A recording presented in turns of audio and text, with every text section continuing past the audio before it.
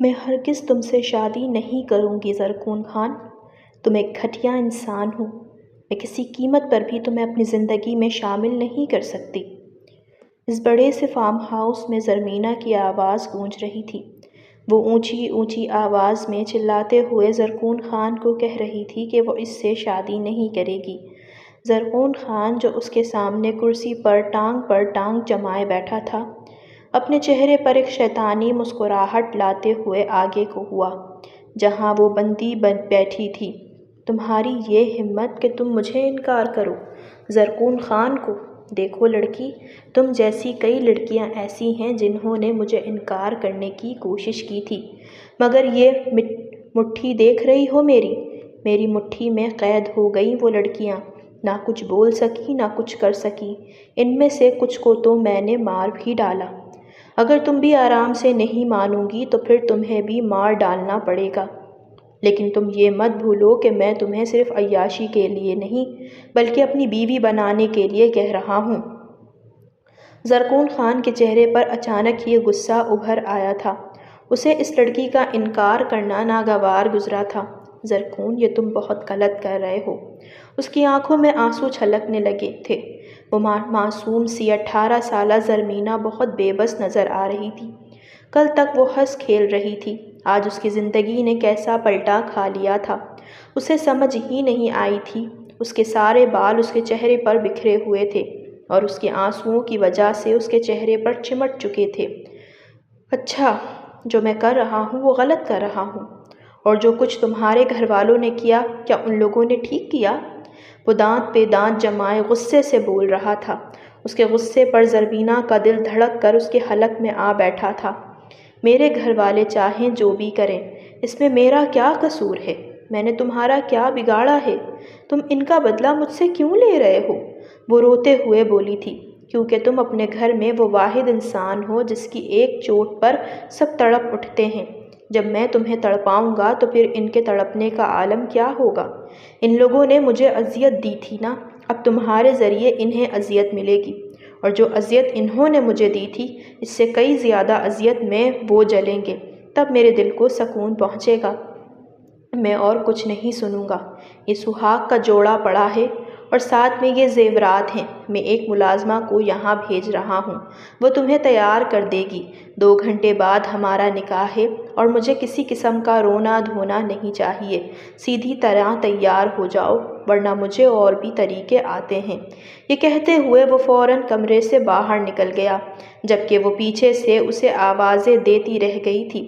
اسے کوئی پرواہ نہیں تھی۔ اس جیسا سخت دل انسان اس نے اپنی زندگی میں نہیں دیکھا تھا۔ کچھ دیر بعد اس کے کمرے کا دروازہ پھر سے کھلا اور اس کے کمرے میں موجود لائٹیں جلنا شروع ہو گئیں۔ اس نے سامنے دیکھا تو ایک ادھیڑ عمر عورت دروازے کے سامنے کھڑی تھی۔ اس نے بورڈ پر انگلیاں چلا کر ساری لائٹس آن کر دی تھیں۔ کل رات سے وہ یہاں قید تھی اور ابھی تک اس کمرے میں لائٹ کا نام و نشان تک نہیں تھا۔ اب جب لائٹ اتنی دیر بعد جلی تو اس کی آنکھیں چندھیا گئی تھیں۔ اس عورت کو دیکھ کر زرمینہ کا حوصلہ بڑھا تھا۔ اس کی آنکھوں میں آئی ہوئی نمی واضح طور پر دکھائی دے رہی تھی۔ آپ بھی ایک عورت ہیں نا؟ خدا کے لیے مجھے یہاں سے باہر نکالیں، میرے ہاتھ کھول دیں، خدا کے لیے۔ زرکون خان بہت گھٹیا انسان ہے، وہ مجھے مار ڈالے گا، وہ میری جان کا دشمن ہے۔ میں آپ کے لیے بہت دعا کروں گی، میں آپ سے وعدہ کرتی ہوں کہ آپ کو میں اتنی دولت دوں گی کہ آپ کو یہ نوکری ہی نہیں کرنی پڑے گی۔ خدا کے لیے مجھے کھول دیں، مجھے یہاں سے بھاگنے میں مدد کر دیں، خدا کے لیے۔ وہ روتے ہوئے التجائی نظروں سے اس عورت کو دیکھ رہی تھی۔ اسے لگا تھا کہ وہ عورت اس کی بات سنے گی، اس پر ترس کھا کر اسے یہاں سے باہر نکال دے گی، مگر اسے حیرت اس بات پر ہوئی تھی کہ اس عورت کو دیکھ کر یوں بھی نہیں لگا تھا کہ اسے اس کی بات سنائی دے رہی ہو۔ وہ خاموشی سے آئی، کپڑے اٹھائے اور واش روم کی طرف چل دی، پھر آ کر خاموشی سے اس کے ہاتھ کھولے اور اسے واش روم کی طرف لے گئی۔ وہ بار بار اسے خود کچھ سمجھانے کی کوشش کر رہی تھی، مگر عورت چپ چاپ اسے واش روم میں بند کر آئی تھی۔ تھوڑی دیر بعد بولی، جلدی سے نہا کر یہ کپڑے پہن لو، زرکون خان کا حکم ہے اور اس کے حکم کے آگے کسی کی ایک نہیں چلتی۔ اس سے پہلے کہ زرکون خان خود آ جائے، آپ خود ہی کپڑے بدل کر باہر آ جائیں تاکہ میں آپ کو تیار کر سکوں۔ اس عورت کے لہجے میں اس قدر سکون تھا کہ اندر کھڑی زرمینہ سناٹے میں آ گئی تھی۔ یعنی یہاں پر اس کا کوئی بھی مددگار نہیں تھا، ہر کوئی زرکون خان کا فرما بردار تھا۔ شاید اس عورت کو بھی یہی حکم تھا کہ وہ صرف اور صرف زرکون کی بات سنے، سمجھے اور وہی مانے۔ زرمینہ کے پاس اور کوئی چارہ نہیں بچا تھا۔ وہ خاموشی سے نہا کر سرخ رنگ کا جوڑا پہن کر آ گئی تھی۔ اس کا چہرہ لٹھے کی مانند سفید ہو رہا تھا، مگر اس کے باوجود اس پر یہ سرخ رنگ بہت جچ رہا تھا۔ اس عورت نے خاموشی سے اسے ڈریسنگ ٹیبل کے سامنے پڑی کرسی پر بیٹھنے کے لیے کہا۔ وہ پھر سے اس سے التجا کرنے لگی۔ آپ کی بھی تو میری جیسی بیٹیاں ہوں گی نا، آپ بھی تو کسی بیٹی کی ماں ہوں گی نا۔ کیا آپ کا دل یہ گوارا کرے گا کہ آپ کی بیٹی آپ کے بغیر کسی سے نکاح کر لے، اسے کوئی اٹھائے اغوا کرے اور پھر اس سے زبردستی نکاح کرے؟ خدا کے لیے اگر آپ کے دل میں ذرا سی بھی ممتا ہے تو میری مدد کر دیں۔ اس کی بات سن کر عورت نے کچھ دیر کے لیے اپنی آنکھیں بند کیں اور پھر جھٹکے سے کھولتے ہوئے کہا، ہمیں حکم نہیں ہے کہ ہم زرکون خان کے علاوہ کسی کی بات سنیں، سمجھیں یا پھر اس پر عمل کریں۔ ہمیں حکم دینے والا صرف اور صرف زرکون خان ہے۔ ہم نے برسوں اس کا نمک کھایا ہے، ہم اس کی فرما برداری کے علاوہ کسی کی فرما برداری نہیں کر سکتے، اسی لیے خاموش ہو کر بیٹھی رہو۔ زرمینہ کا دل زور زور سے دھڑکنے لگا تھا۔ نہ جانے آگے اس کی زندگی میں کیا لکھا تھا۔ وہ چپ چاپ آنسو بہاتے ہوئے اس کے سامنے بیٹھی رہی، مگر وقتاً فوقتاً اس سے التجا کرتی رہی، مگر عورت نے ایک بار بھی اس کی التجا نہ سنی۔ 2 گھنٹے بعد وہ دلہن کے روپ میں اسی کرسی پر بیٹھی تھی اور اب اسے تیار کر کے وہ واپس چلی گئی تھی، لیکن اس کے آگے پھر سے تالا لگا گئی تھی۔ اس کی آنکھوں سے آنسو بہے چلے جا رہے تھے۔ اسے سمجھ نہیں آ رہا تھا کہ وہ اس قید سے کس قدر چھٹکارا پائے۔ پیچھے رہ جانے والے اس کے ماں باپ، بہن بھائیوں کی یاد ستا رہی تھی۔ نہ جانے وہ اس کے بارے میں کیا سوچ رہے ہوں گے۔ جب وہ گھر پہنچی ہوگی تو ان لوگوں نے کس قدر اسے ڈھونڈا ہوگا، لیکن وہ انہیں پھر بھی نہ ملی ہوگی۔ ان پر کیا بیتی ہوگی۔ وہ بار بار یہی سوچے چلے جا رہی تھی کہ اچانک اس کے کمرے کا دروازہ کھلا اور زرکون اندر داخل ہوا، مگر سامنے بیٹھی اس موم سی گڑیا کو دیکھ کر وہ دنگ رہ گیا۔ کافی دیر وہ کچھ بول نہ سکا، کیونکہ اسے لگ رہا تھا کہ اس جیسی خوبصورت لڑکی اس نے کبھی اپنی زندگی میں نہیں دیکھی تھی، مگر کچھ ہی لمحوں بعد اس نے خود پر قابو پا لیا، کیونکہ وہ نہیں چاہتا تھا کہ وہ دشمن کی بیٹی کی محبت اپنے سر پر تاج کی طرح سجا لے۔ وہ اسے پیروں میں روندنا چاہتا تھا۔ شاباش، مجھے یہی امید تھی۔ کچھ دیر میں مولوی صاحب نکاح کے لیے آ رہے ہیں، قبول ہے بول دینا اور سائن بھی کر دینا، ورنہ جانتی ہو نا میں کیا کر سکتا ہوں۔ وہ اسے پھر سے وارننگ دے رہا تھا۔ وہ خاموش ہو کر بیٹھی رہی۔ اس جیسے شخص سے بحث کرنا اب کسی طور پر فائدے مند نہیں تھا۔ اگلے 15 منٹ میں ان دونوں کا نکاح ہوا اور وہ 15 منٹ میں ہی زرمینہ گل خان سے زرمینہ زرکون خان ہو گئی تھی۔ وہ جانتی تھی کہ اس بارے میں جب اس کے والدین کو پتہ چلے گا تو ایک بہت بڑا طوفان کھڑا ہوگا اور ان 2 قبائل کے درمیان بہت سخت خانہ جنگی شروع ہو جائے گی اور پھر نہ جانے کتنے ہی لوگ مارے جائیں گے۔ اس کے دل میں آنے والے طوفان کے بارے میں ہول سے اٹھ رہے تھے، مگر وہ کیا کر سکتی تھی۔ وہ بے بس ہو کر رہ گئی تھی۔ کچھ دیر بعد ایک ملازمہ آئی اور اسے اپنے ساتھ لیے زرکون کے کمرے میں چلی گئی، لیکن جیسے ہی وہ اس کمرے میں پہنچی یہ دیکھ کر حیران رہ گئی۔ زرکون کا کمرہ بہت خوبصورتی سے سجایا گیا تھا، یوں لگ رہا تھا جیسے اس شادی کے لیے بہت بڑا اہتمام کیا گیا ہو۔ کمرے کے دروازے سے بیڈ تک پھولوں کی راہداریاں بنائی گئی تھیں اور سامنے اس کے بیڈ پر تازہ پھولوں کی ایک بہت خوبصورت سیج بنائی گئی تھی۔ وہ حیران ہو رہی تھی۔ چپ چاپ وہ اس بیڈ پر بیٹھ چکی تھی۔ اب جو اس کے ساتھ ہونا تھا وہ تو ہو چکا تھا۔ اس نے اپنا سارا فیصلہ خدا کے سپرد کر دیا تھا اور اپنے آپ کو قسمت کے حوالے کر دیا تھا۔ 3-4 گھنٹے بعد کمرے کے دروازے پر چرچراہٹ ہوئی تو وہ جو بیڈ کے تاج کے ساتھ ٹیک لگائے سو رہی تھی اس کی آنکھیں خود بخود کھل گئیں۔ زرکون اندر داخل ہو گیا تھا۔ اس کے ساتھ ساتھ زرمینہ کے دل کی دھڑکن تیز ہوتی جا رہی تھی۔ اس کی آنکھوں سے بہنے والے آنسوؤں میں مزید روانی آ چکی تھی۔ وہ قدم قدم چلتا ہوا بیڈ کے اس طرف آیا تھا جہاں زرمینہ بیٹھی تھی اس کے تھوڑی پر ہاتھ رکھتے ہوئے اس کا چہرہ اوپر کیا اور پھر اپنے چہرے پر شیطانی ہنسی لاتے ہوئے کہنے لگا، کہا تھا نا، جو زرکون خان چاہتا ہے وہی ہوتا ہے۔ زرکون خان کی اجازت کے بغیر یہاں پرندہ تک پر نہیں مار سکتا، تو پھر تم میری مرضی کے بغیر یہاں سے کیسے نکل سکتی تھی؟ کہا تھا نا کہ تمہیں اپنی زندگی میں شامل کر کے رہوں گا۔ دیکھ لو، اب نہ تمہارا باپ، نہ تمہارا بھائی اور نہ تمہارا بھائی کوئی تمہیں بچانے نہیں آ سکا، اور اب تم دیکھو گی آگے میں تمہارے ساتھ کرتا کیا ہوں۔ یہ کہتے ہوئے اس نے ایک جھٹکے سے اس کے چہرے کو چھوڑا تھا۔ اس کا سر پیچھے بیٹھ کے تاج پر جا لگا تھا، جس سے اس کے سر میں درد کی ایک شدید لہر دوڑی تھی۔ تم یہی چاہتے تھے نا زرکون خان کہ میں تمہارے ساتھ نکاح کے لیے راضی ہو جاؤں؟ اب میں نے تمہارے ساتھ نکاح کر لیا ہے، پھر اب تمہارے دل میں اور کیا بات ہے؟ تم چاہتے کیا ہو زرکون خان؟ اتنے عرصے میں وہ پہلی بار بولی تھی۔ اس کی آواز میں غصہ شامل تھا۔ تمہیں کیا لگتا ہے تم سے شادی کر کے میں ماضی میں ہونے والا سب کچھ بھول جاؤں گا؟ ہرگز نہیں، ابھی تو یہ کھیل شروع ہوا ہے۔ چنگاری تمہارے باپ اور بھائی نے پھینکی تھی، اس چنگاری کو ہوا دے کر شعلہ بنانا میرا کام ہے۔ تمہیں کیا لگتا ہے کہ اس شادی کے بعد میں خاموش ہو جاؤں گا، یا یہ شادی میں نے تم سے محبت میں کی تھی؟ ہرگز نہیں، میں نے نفرت میں یہ شادی کی تھی، اور اب آگے دیکھو کہ ہوتا کیا ہے۔ وہ غصے سے اس کے بازو کو دبوچتے ہوئے بولا تھا، اور خبردار، اگر تم نے مجھ سے زبان لڑانے کی کوشش کی، تم یہاں صرف بدلے کے طور پر آئی ہو، سمجھی تم؟ یہ کہتے ہوئے اس نے ایک جھٹکے سے اس کے بازو کو چھوڑا تو وہ سسک کر رہ گئی۔ جب سے وہ یہاں آئی تھی، یہ شخص اس پر حکومت کیے چلے جا رہا تھا۔ وہ رونے لگی تھی، اس میں اب برداشت ختم ہوتی جا رہی تھی۔ آخری بار کہہ رہا ہوں، خاموش ہو جاؤ، ورنہ اچھا نہیں ہوگا۔ اس نے اپنے آنسو صاف کیے، مگر اس کی سسکیاں ابھی بھی جاری تھیں۔ یہ دیکھتے ہوئے اس نے اس کے چہرے پر ایک تھپڑ رسید کیا، پھر اس کے بعد دوسرا تھپڑ۔ زرکون کا بھاری بھرکم ہاتھ اس کے گال پر لگا تو اس کے نرم و ملائم گال سرخ ہو گئے اور اس کی انگلیوں کے نشان بن گئے۔ جاؤ، جا کر کپڑے تبدیل کر کے باہر آؤ، بلکہ نہیں، ایک منٹ ٹھہرو، ادھر آؤ۔ یہ کہتے ہوئے اس نے اسے اپنے قریب کیا، اس کے کندھے کے گرد اپنے بازو حائل کیے اور اسے اپنے قریب کرتے ہوئے ایک فوٹو کلک کی۔ اب تم جا سکتی ہو۔ وہ حیران تھی کہ یہ شخص آخر چاہتا کیا ہے اور وہ کر کیا رہا ہے۔ وہ اس کی ہر سازش سے بے خبر تھی، لیکن اتنا تو وہ جانتی تھی کہ یہ شخص جو بھی کر رہا ہے، زرمینہ اور اس کے گھر والوں کے حق میں بہتر نہیں۔ زرمینہ اور زرکون کا تعلق ایک ہی خاندان سے تھا۔ زرکون اس کا سگا کزن تھا، اس کے چچا کا بیٹا تھا، مگر وہ بچپن سے یہی سنتی چلی آئی تھی کہ اس کے بابا اور اس کے چاچو کے درمیان کسی بات پر جھگڑا ہوا تھا اور وہ دونوں ایک دوسرے سے الگ ہو گئے تھے، مگر وہ جھگڑا کیا تھا اسے آج تک پتہ نہیں چلا تھا۔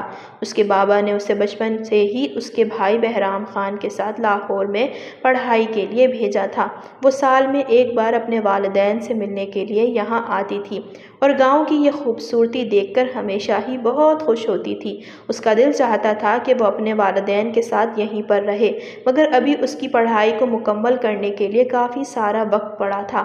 اب وہ 18 سال کی ہونے والی تھی، مگر اس بار جب وہ اپنے گھر گرمی کی چھٹیوں میں رہنے کے لیے آئی تو اسے اپنے بابا اور بھائی کے چہرے اترے ہوئے لگ رہے تھے۔ امی بھی کافی خاموش تھیں۔ اس نے کئی بار پوچھنے کی کوشش کی تھی مگر کوئی جواب نہیں آیا تھا۔ بہرام خان اس سے کچھ مہینے پہلے ہی واپس آ چکے تھے اور یہاں پر اپنے بابا کے ساتھ زمینیں اور ڈیرے کا کام سنبھال رہے تھے۔ یہ لوگ پختون فیملی سے تعلق رکھتے تھے، مگر یہاں آنے کے بعد اس کی امی بابا چاہتے تھے کہ وہ واپس چلی جائے۔ اس بارے میں اس کی امی نے اس سے بات بھی کی تھی جب وہ اپنے گھر کی ٹیرس پر کھڑی باہر نظر آنے والے ان اونچے اونچے پہاڑوں کو دیکھ رہی تھی۔ وہ اسے چائے دینے کے لیے آئی تھی اور موقع ملتے ہی انہوں نے بات شروع کی تھی۔ دیکھو زرمینہ بیٹا، میں اور تمہارے بابا چاہتے ہیں کہ تم واپس لاہور چلی جاؤ۔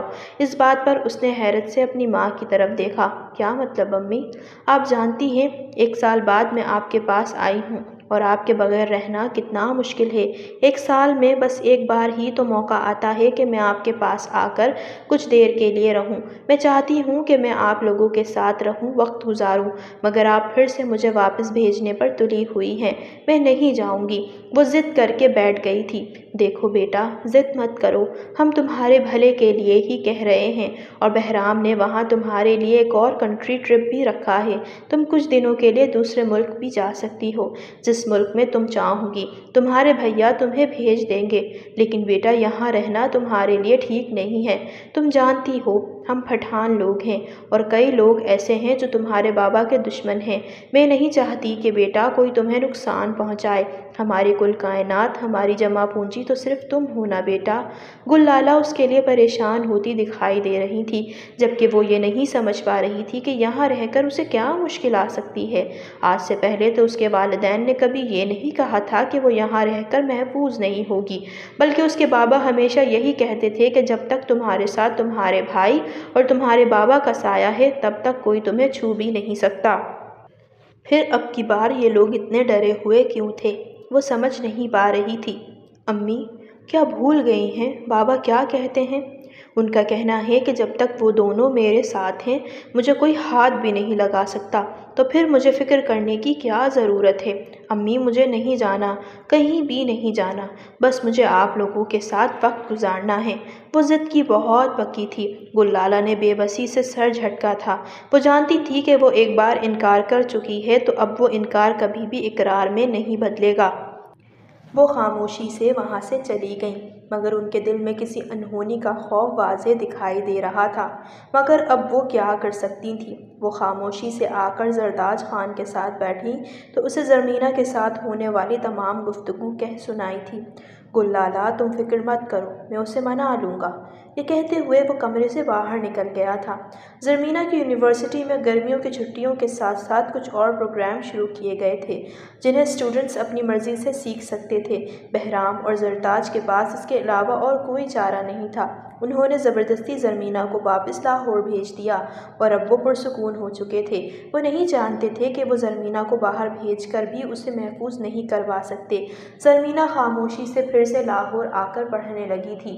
3 مہینے کا کورس مکمل ہوا تو آج اسے کچھ دنوں کے لیے چھٹیاں میسر آئی تھیں، اور اس نے گھر میں یہ بات بتائی تھی کہ آج وہ واپس آ رہی ہے، مگر شاید قدرت کو کچھ اور منظور تھا۔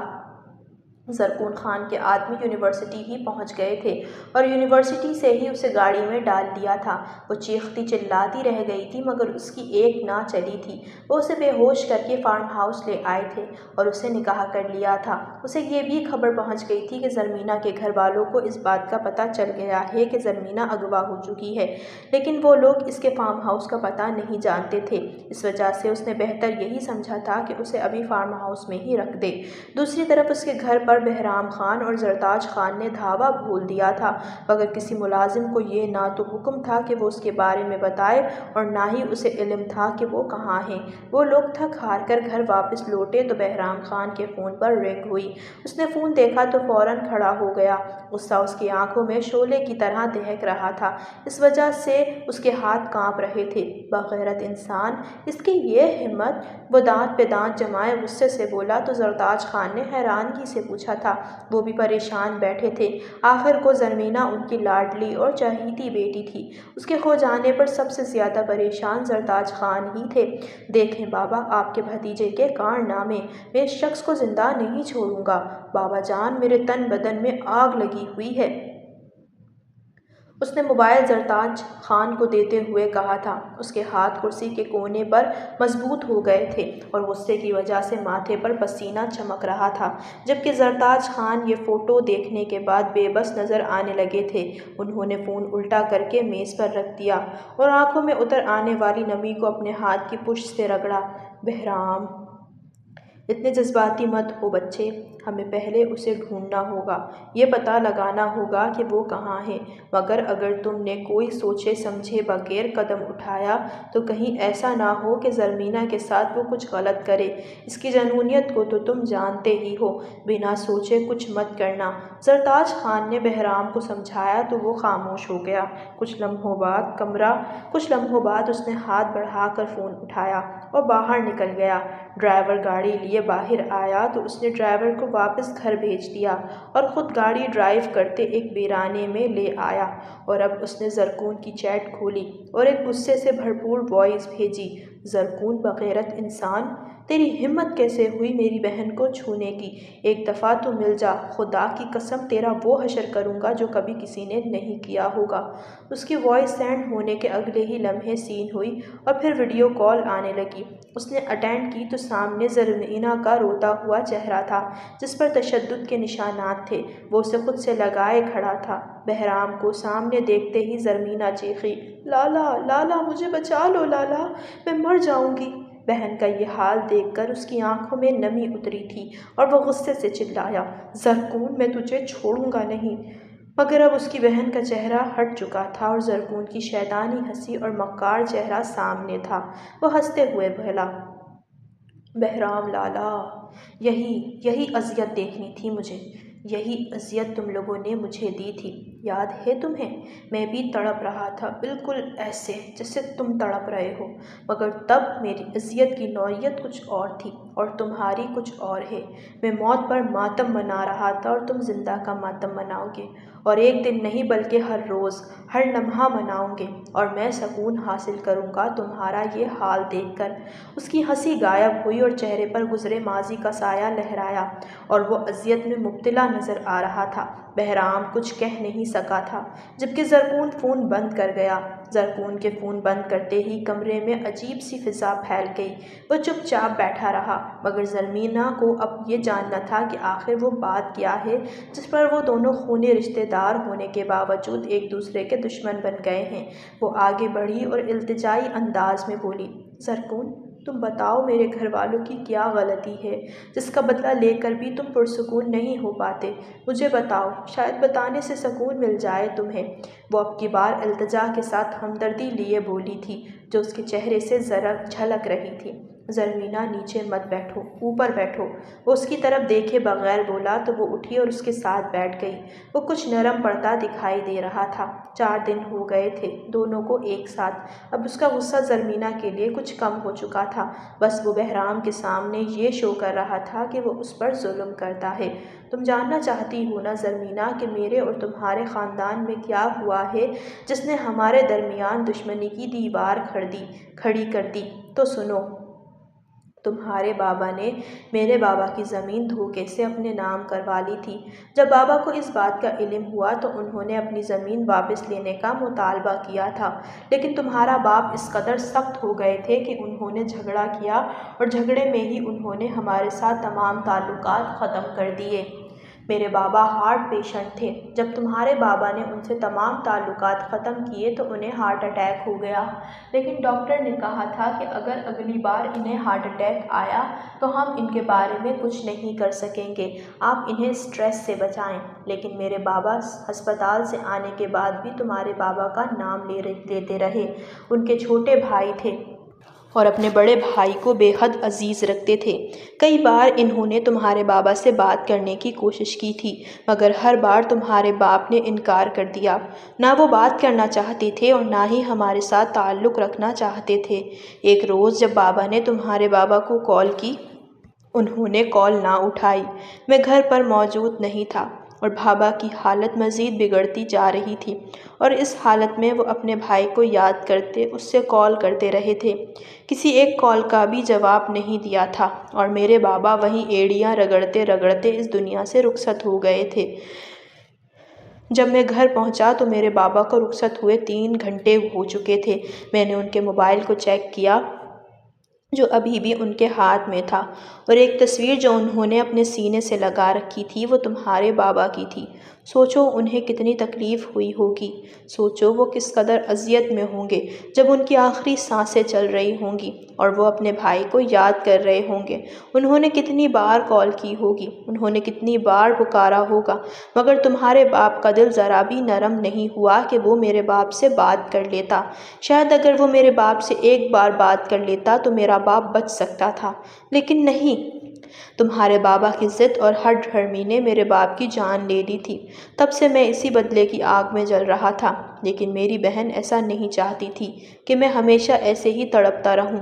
اس وقت میری عمر بہت چھوٹی تھی۔ ایک میری بہن تھی جو مجھ سے بڑی تھی، اس نے مجھے سنبھالا اور مجھے پڑھنے کے لیے باہر بھیج دیا۔ تم جانتی ہو میری بہن کیا تھی؟ میری وہ بہن تمہارے بھائی بہرام شاہ سے نکاح شدہ تھی۔ اس نے اپنی ساری زندگی تمہارے بھائی کے نکاح میں بیٹھے گزار دی تھی۔ وہ انتظار میں رہی تھی کہ تمہارا بھائی کسی دن آئے گا اور اسے بیاہ کر لے جائے گا، مگر نہیں، تم لوگوں کو اپنی ضد، اپنی انا پیاری تھی۔ اب تم یہ بتاؤ کہ میں غلط ہوں یا یہ سب کرنے والا جو اب میں نے کیا ہے یہ غلط ہے، یا وہ جو تمہارے بھائی اور باپ نے کیا تھا وہ غلط تھا؟ تم جانتی ہو مجھ سے میرے عزیز رشتے دار بچھڑ گئے۔ میرے پاس اس دنیا میں صرف اور صرف 2 رشتے تھے، ایک باپ کا، ایک بہن کا، جو صرف ایک بہن نہیں بلکہ ماں بھی تھی۔ یہ دونوں رشتے مجھ سے تمہارے خاندان نے چھینے ہیں۔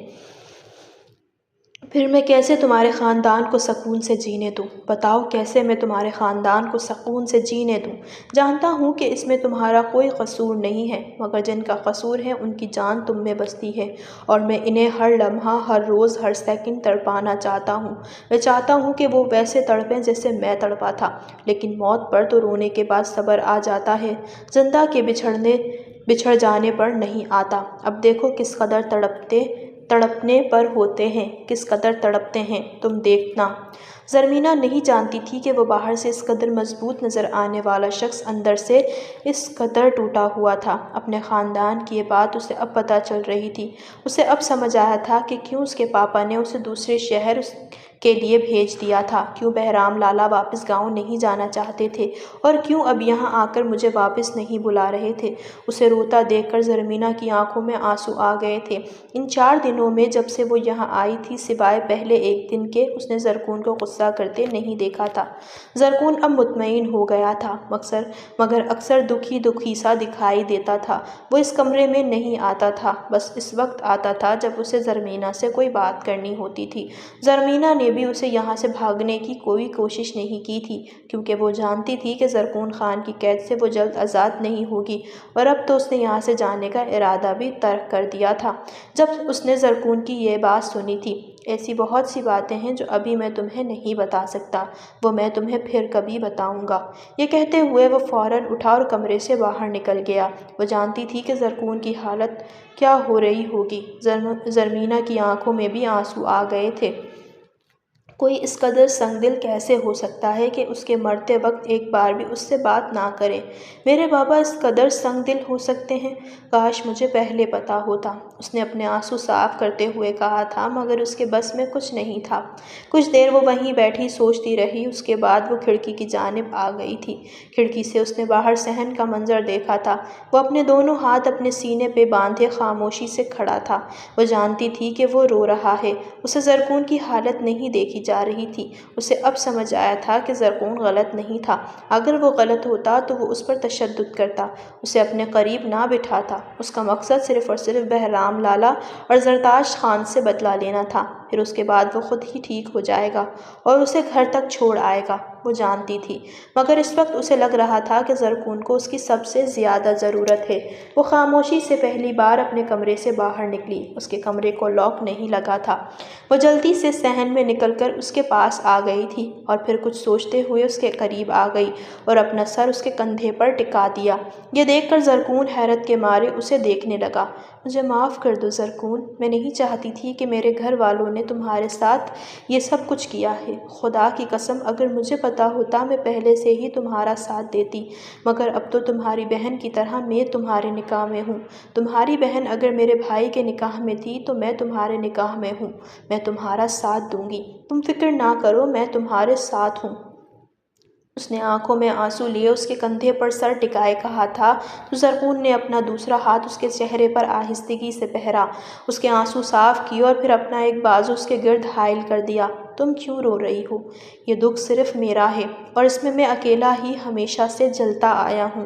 اس نے اپنا سر اس کے کندھے سے ہٹا کر کچھ دیر کے لیے زرکون کو دیکھا تھا۔ اب آپ کا دکھ میرا دکھ ہے، چاہے میرا نکاح آپ سے جن حالات میں بھی ہوا ہو، مگر اب ہم دونوں میاں بیوی ہیں۔ آپ کی سبھی مشکلات میں آپ کے ساتھ رہوں گی۔ اس کی یہ بات سن کر زرکون نے اس کا ہاتھ پکڑا اور اسے صحن میں لگی چھتری اور کرسیوں تک لے آیا تھا۔ اپنے ساتھ والی کرسی پر اسے بٹھا کر اس کا ہاتھ پکڑتے ہوئے کہنے لگا، تم جانتی ہو میری بہن کہاں ہے؟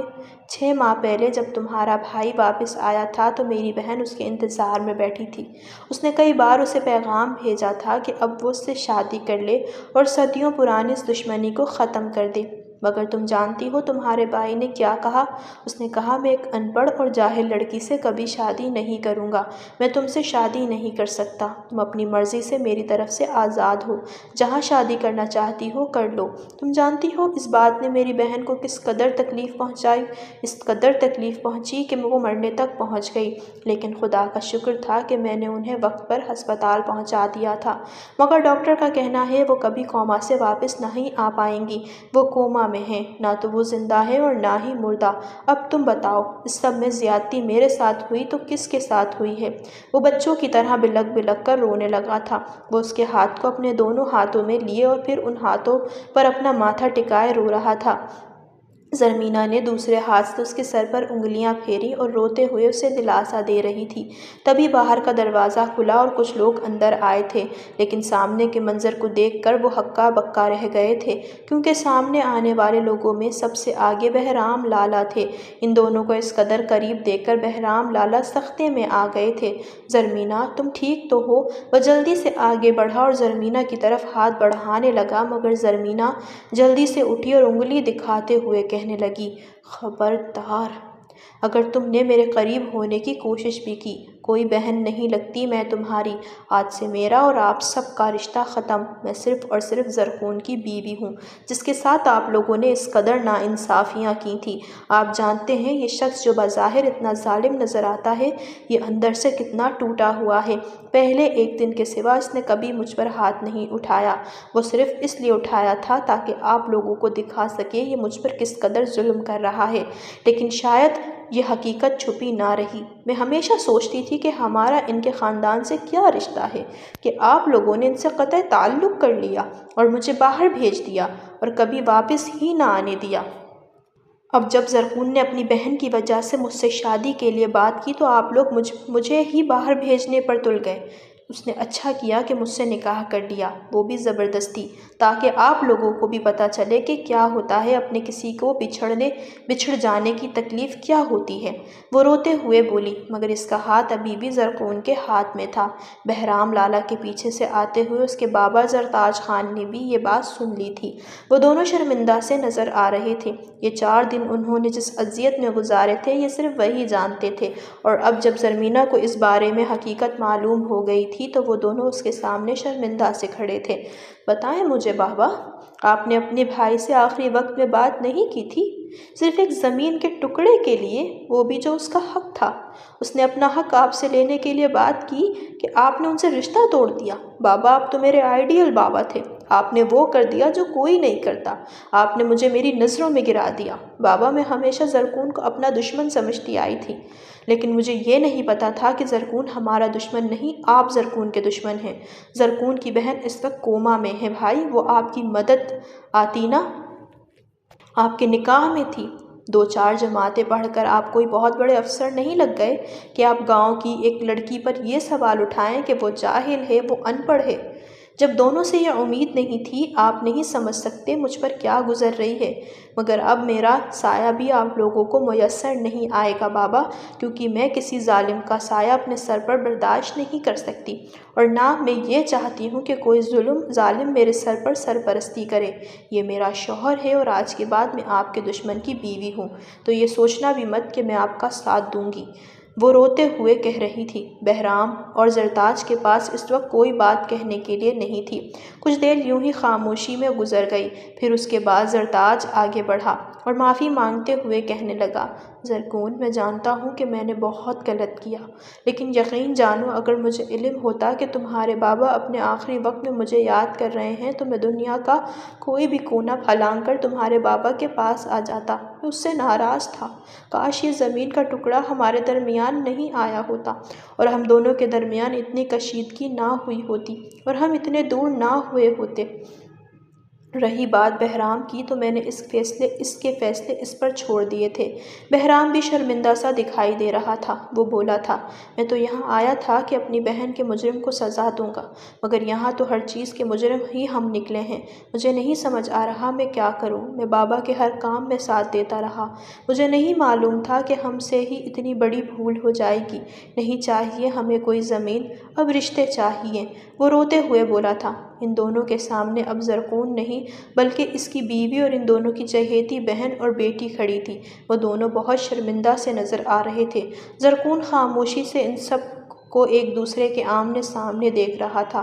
وہ یہ جانتا تھا کہ ان لوگوں کے دلوں میں اب پہلے جیسا غصہ اور دشمنی نہیں رہی۔ اس نے ان کو جتنا تڑپانا تھا اب تڑپا لیا تھا۔ باقی کی کسر زرمینہ پوری کر رہی تھی۔ زرکون ہمیں معاف کر دو، ہم نہیں جانتے تھے کہ اتنا سب کچھ ہو جائے گا۔ میں تمہاری بہن سے شادی کرنے کے لیے تیار ہوں، بس دشمنی میں اندھا ہو گیا تھا، مگر شاید میں اپنی محبت کو بھول بیٹھا تھا۔ میں نے اگر اس سے شادی نہیں کی تو آج تک میں نے کسی اور سے بھی شادی نہیں کی۔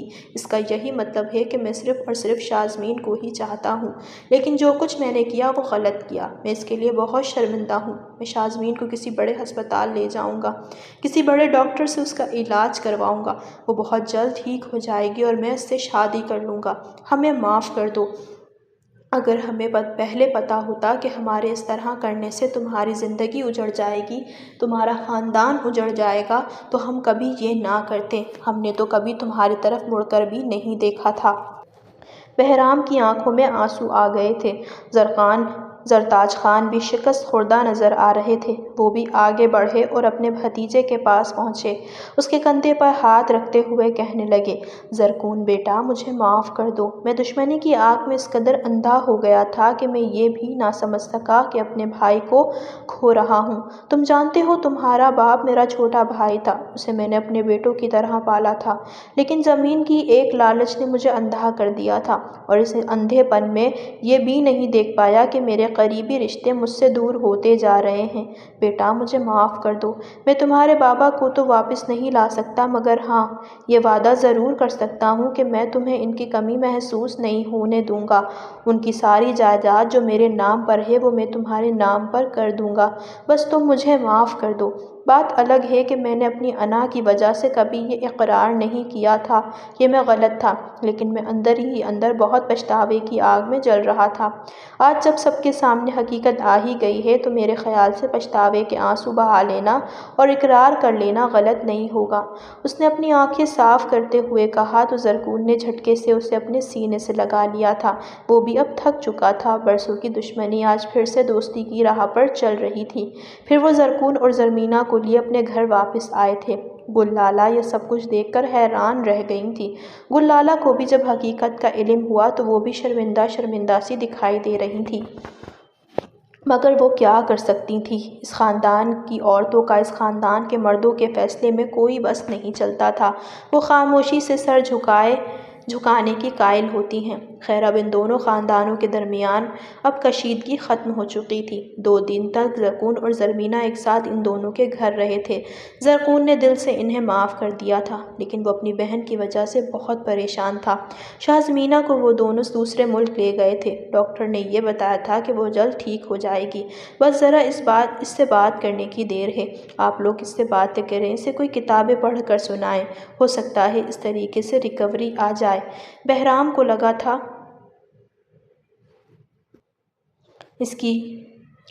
کہ اس کی شازمینہ کے پاس جانے سے شازمینہ ٹھیک ہو سکتی ہے۔ وہ روزانہ اس کے پاس جاتا اور اسے کہانیاں پڑھ پڑھ کر سناتا تھا، اس کے ساتھ اپنے روزمرہ کی باتیں شیئر کرتا، اور اس کا نتیجہ یہ نکلا کہ آہستہ آہستہ وہ ریکوری ہونے لگی تھی۔ ڈاکٹرز بہت خوش تھے۔ ان کے لیے سب کچھ حیرت کا باعث تھا، کیونکہ انہیں لگتا تھا کہ جس طرح وہ کوما میں ہیں وہ کبھی بھی زندگی کی طرف واپس نہیں آ سکتی، مگر ایسا نہیں تھا۔ وہ زندگی کی طرف آہستہ آہستہ واپس لوٹ رہی تھی۔ زرکون اور بہرام کے لیے سب سے خوش آئندہ بات تھی 6 ماہ بعد وہ بالکل ٹھیک ہو چکی تھی اور بہرام کو اپنے سامنے دیکھ کر بہت خوش تھی۔ بہرام نے اس سے معافی مانگی تو اس نے بھی اپنا دل بڑا کر کے اسے معاف کر دیا تھا۔ زرکون کی بات سننے کے بعد وہ حیران تھی کہ اس کے بعد یہ سب کچھ ہو گیا تھا، مگر اب آہستہ آہستہ زندگی واپس اپنے معمول پر آنے لگی تھی۔ زرمین اور زرکون کی تو شادی پہلے ہی ہو چکی تھی۔ دوسری طرف اب بہرام اور شازمینہ کی شادی کی تیاریاں ہو رہی تھیں۔ 2 مہینے بعد ان دونوں کی بھی شادی رکھ دی گئی تھی اور آج گھر میں شہنائیاں بج رہی تھیں۔ دوسری طرف ایک اور خوشخبری ملی تھی کہ زرمینہ ماں بننے والی ہے۔ یہ سب لوگ ایک گھر میں رہنے لگے تھے، مگر زرمینہ اور زرکون اپنی حویلی میں رہتے تھے۔ ان کے لیے اپنی حویلی گلی کو چھوڑنا بہت مشکل تھا۔ بہرام اور شازمینہ کی شادی کے بعد وہ دونوں جب گھر واپس آئے تو زرمینہ نے اپنا زیور اتار کر رکھنا شروع کر دیے۔ وہ بہت تھک چکی تھی، اس کے جوتے اس سے اتر نہیں رہے تھے۔ یہ دیکھتے ہوئے زرکون آگے بڑھا اور اس نے اسے کرسی پر بٹھا کر اس کے پاؤں اپنے گھٹنے پر رکھا اور آہستگی سے اس کا جوتا اتارا۔ پھر مسکراتے ہوئے اس کا دوسرا جوتا اتارا اور پھر اسے اپنی باہوں میں بھرتا ہوا بیڈ تک لے آیا تھا۔ وہ مسکراتے ہوئے اسے دیکھ رہی تھی۔ تمہیں اپنا بہت خیال رکھنا چاہیے۔ آج تم نے ہیل پہن لی ہے لیکن آج کے بعد میں تمہیں ہیل پہنے ہوئے نہ دیکھوں۔ خدا نخواستہ اگر تم گر گئی تو نقصان کس کا ہوگا؟ ظاہر سی بات ہے میرا ہی ہوگا، تو اس وجہ سے اپنا خیال رکھا کرو۔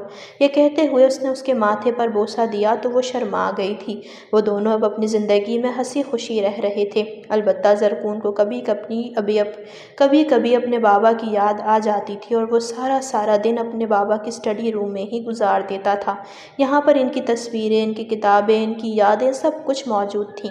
اس کی یہ حالت دیکھ کر اکثر زرمینہ بہت پریشان رہتی تھی، مگر اب ان کی شادی کو 1 سال گزر چکا تھا اور 1 سال بعد خدا نے ان کی گود بھر دی تھی۔ ان دونوں کے ہاں ایک خوبصورت بیٹی پیدا ہوئی تھی، جسے زرکون نے اپنی گود میں لیٹتے ہوئے اس کے ماتھے پر بوسہ دیتے ہوئے کہا تھا، یہ بالکل اپنی ماما پر گئی ہے۔ یہ بہت بہادر ہوگی اور اس کی زندگی میں کبھی بھی کوئی تکلیف نہیں آئے گی کیونکہ اس کے ساتھ اس کے بابا کھڑے ہوں گے۔ یہ کہتے ہوئے اس نے اسے سینے سے لگا لیا تھا اور زرمینہ کو بھی اپنے سینے سے لگاتے ہوئے اس نے خدا کی طرف شکر کی نظر سے دیکھا تھا۔